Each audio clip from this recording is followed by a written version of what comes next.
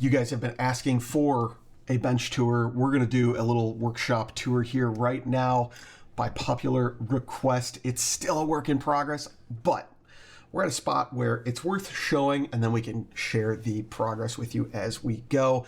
We're going to switch down to our cell phone camera here, so audio and video may change. I do apologize. We will jump into that right about now. So here is the filming setup. There's a few big important things that had to be on this workbench, and the filming setup is one of them. So overhead, we have got rigged the Canon 5D Mark IV with a Tamron 24-70 and the Rode NT5 microphone. Been super happy with this combo for this purpose. Just rigged up with a bunch of GAC up top. Behind there, we've got a couple of Nanlite Pavo tubes to just give us even-ish lighting, and then just a black card clamped up to prevent reflections in the center when I hold something shiny up. That brings us to our second kind of big portion of the setup, which is the PC workstation running OBS Studio, and it allows me to control the live streams as well as this is where we record our content. So it's recording right now. And we're just working on the screen share setup using those incognito windows so that my search history is not biasing search results or anything like that. That is our PC workstation. While we're talking about our computers, let's go ahead and swing over to this monitor. A couple of BenQ monitors. This was the smallest monitor stand I could find. It's not the most ergonomic because the monitors are just flat across. They're not angled in any way, but it's really nice for this setup where I'm not spending hours and hours at the workstation. I've got my MacBook just running into the second monitor, and that's where I do most of my admin stuff. And then down below, we've just got a Keychron. I can't remember which one this is. It's the one, it's like the 95%, I think. It's got the number pad, but it's compressed into the regular keys. I've had that for a while. And then the MX Master. What's awesome is using an app called, I think it's called Synergy. I can just drag the mouse between the two devices, control both systems from one setup. If you're into computers, you might enjoy that. So backing up just a little bit, you can see kind of what I look at most of the day is this main workbench setup. Let me get the keyboard tray out of the way. Down below, this is our Gridfinity setup. Everything's, we put a backer on this and added some magnets to everything. So all of these are kind of modular trays if you're not familiar with the Gridfinity system. Most of these are just generic bins. We did design this and 3D print this on a previous live stream. Let me jump into, now you can see a little bit closer. So that's a custom one. We're gonna do more custom ones as time goes on, but that is our basic setup. Gotta keep the hands looking halfway decent for so you guys aren't looking at scabs and crap all over my hands. But that's the tool setup. And that's kind of what we work with. This is not all of the tools that I have available to me. This is the ones that I use on a nearly daily basis to disassemble, reassemble multi-tools. Those are the two things that this bench is for. This is not a generalized workbench. I just have what I need for those specific tasks. If we back up even more and then start to turn a little bit, you'll start to see the storage of inventory. We have got, I think it's over 200 SKUs at this point, and most of it's labeled, most of it's organized, and we have another section of that on the other side, 3 more bins.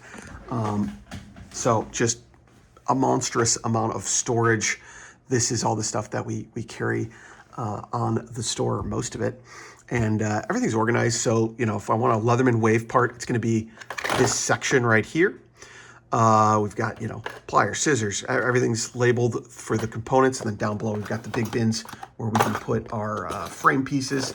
And we used to have sheaths, and now we have very few sheaths.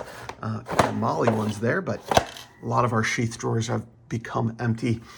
This is kind of the main portion here with most of the plier-based multi-tools. We've got our Gerber, our SOG, Victorinox stuff down there, a couple of overflow bins in the back, and then over here, same deal. We've got tons of storage, some of them missing drawers so that we can reach in and just grab. Those are the Swiss carry clips. That's most of our, that's where we spend most of our time. Let's go down below. We're going to keep backing up and showing more and more of this setup. So up top, we've got our oversized stuff, as well as like storage for boxes and all of our shipping label printer, the Rolo printer, absolutely worth it if you are shipping a lot. Just overflow storage up top. We're going to add one more shelf at some point to be able to get even more out of it. And then down below, let me make sure, yeah, it's not too bad. This is even more work in progress. Everything that gets returned comes in here, so it can get marked back into inventory. Or if like we just find something that wasn't in inventory. Spare parts, I had to shove my printer way back there. And then usually this shelf here is full of inbound stuff. So as stuff comes in, it goes in there. All right, backing up even further, we are going to take a look at the whole workspace, which starts to get messier, starts to get less focused on the multi-tool stuff, but still super incredibly important. So I'm going to just run through it from a wide angle here. Back there is all personal crap that I need to deal with. It's just there it's been there for like a day. It's going into a closet, but I haven't had a chance. So ignore all of this, including the two Mac Pro towers there. This section is workshop storage here. We've got our parts or our multi-tool reference storage, little workbench that I try and keep a little bit more clear, normal tools that we use for R&D and development and stuff like that, and projects that aren't day to day, and then absolute mess over here, as well as mess up here. It's all a mess. We'll come back to it. So the main thing you guys are going to want to see is the multi-tool storage.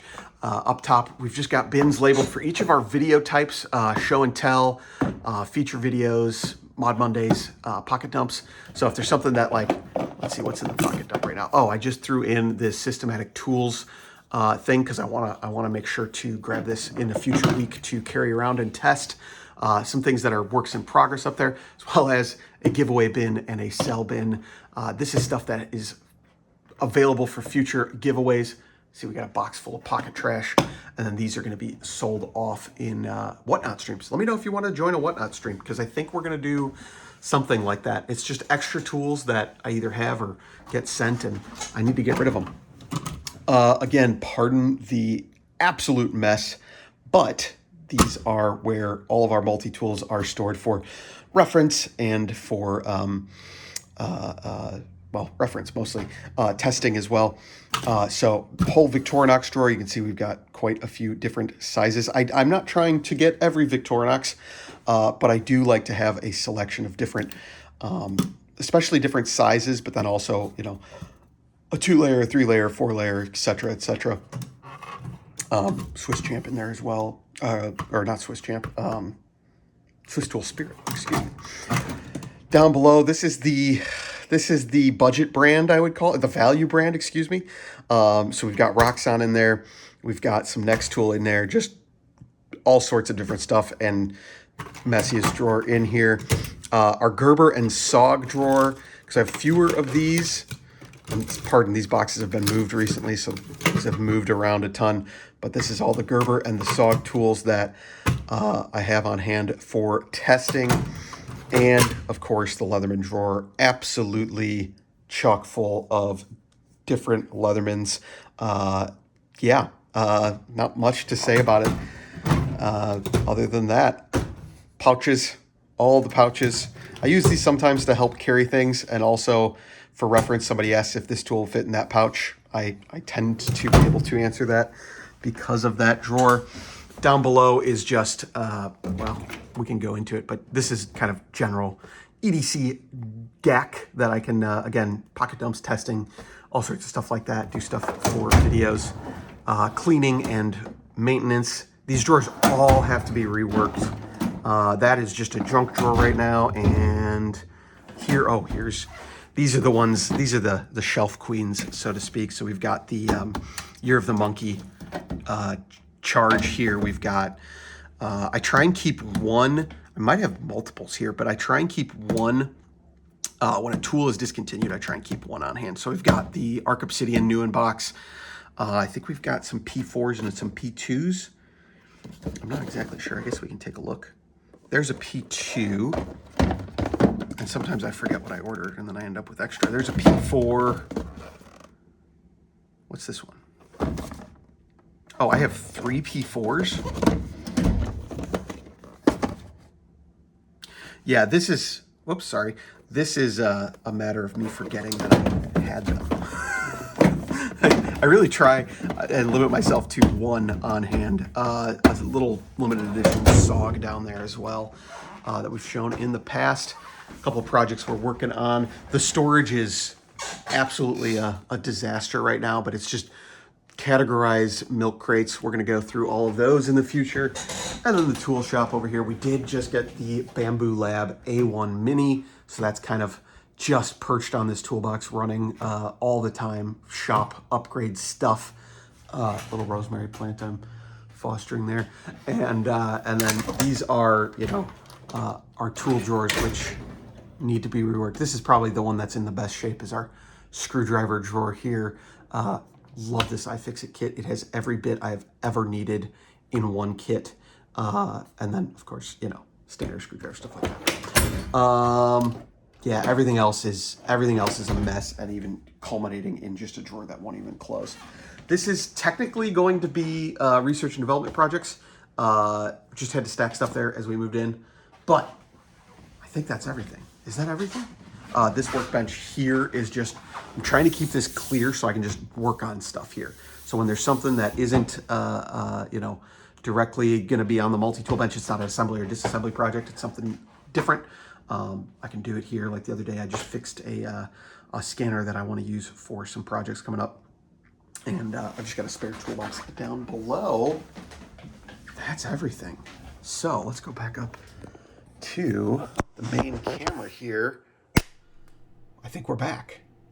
And that is the shop space right now. There is, I mean, a lot of that I said just needs to be, it's a mess. And that's true. Obviously, the main functioning side of things is working right now. So what's cool is I'm going to be able to go through and fix a lot of those things.